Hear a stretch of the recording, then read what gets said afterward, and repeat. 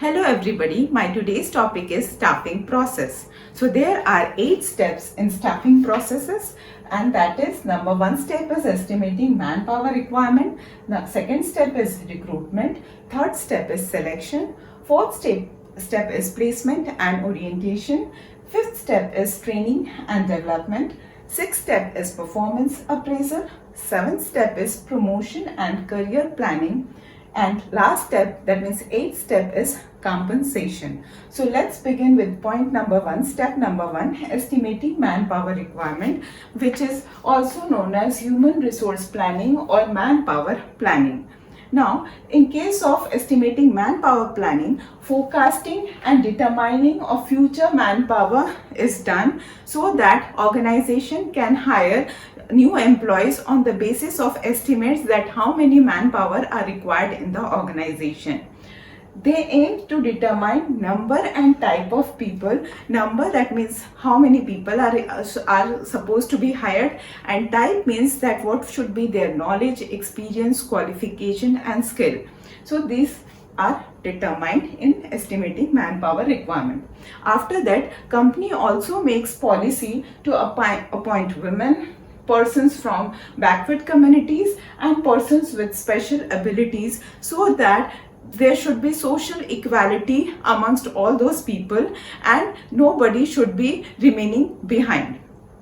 Next, company go for workload analysis and workforce analysis. So workload analysis is to determine number and type of human resources required. That means how many people are required and which type of people are required. That means what should be their qualification, so that the organizational goal can be achieved effectively, smoothly.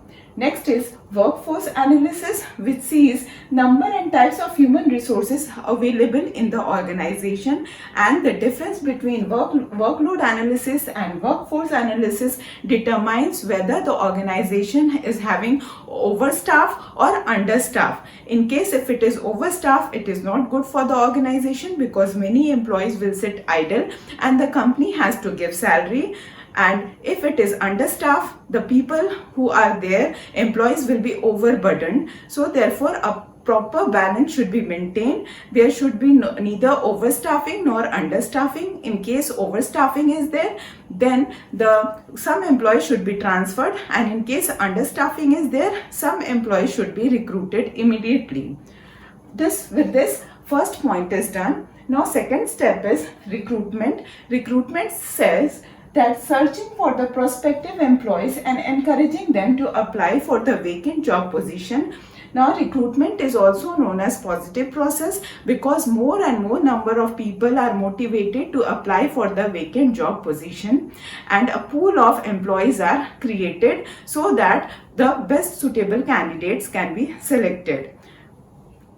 Now comes selection. Now selection says choosing the best person out of pool of candidates. So here pool of candidates are generated because of advertisement, and then people are applying for the vacant job position. Now here from that pool of applicants, the best suitable candidate is selected. This is also known as negative process because at every step the unsuitable candidates are rejected. Some are rejected during preliminary screening, some are rejected during interview, some are rejected during test, some are rejected during medical test. So thus unfit candidates are rejected and the most suitable candidate is selected.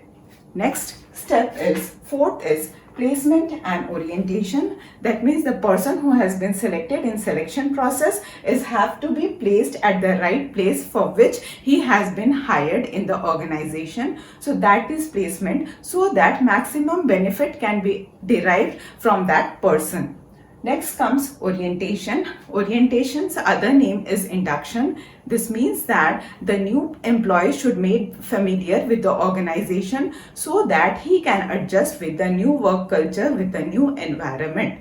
Next step is, fifth step is training and development. Now when the person has been placed and he has become familiar with the organization, then training has to be given to him because he has to do a specific set of work for which his knowledge, his skill should be enhanced. Thus, training is provided to that person.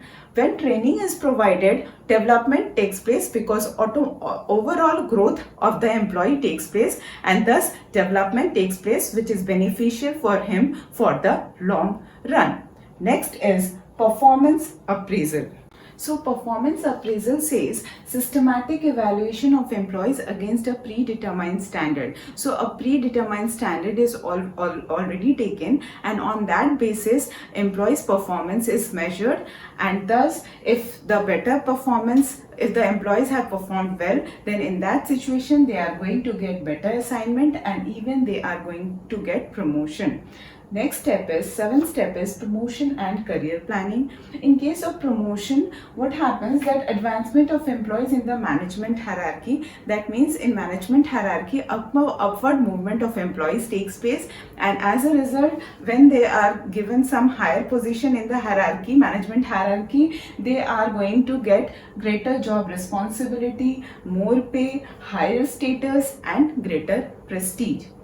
And the last point or the last step is compensation. Compensation means remuneration or salary which the employees are getting. So all forms of pay or rewards are said to be compensation. Compensation can be direct compensation and it can be indirect compensation. In case of direct compensation, salaries, wages, incentives are the examples. In case of indirect compensation, rent-free accommodation, free car, medical facilities, electricity, free electricity are the examples of indirect compensation. So that's all. Thank you.